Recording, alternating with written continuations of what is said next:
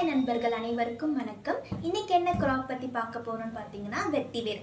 வெட்டிவேரில் உங்களுக்கு அதிகமாக பூச்சி தாக்கம் எதுவும் வராது. வந்தாலுமே உங்களுக்கு கரையான், எறும்பு அதுதான் வரும். அது இல்லாமல் என்ன தாக்கம் ஏற்படும்னு பார்த்தீங்கன்னா நோயில் அழுகல், வேரழுகல் அதிகமாக வரும். அது இல்லாமல் உங்களுக்கு கருகல் அந்த மாதிரி தான் வரும்.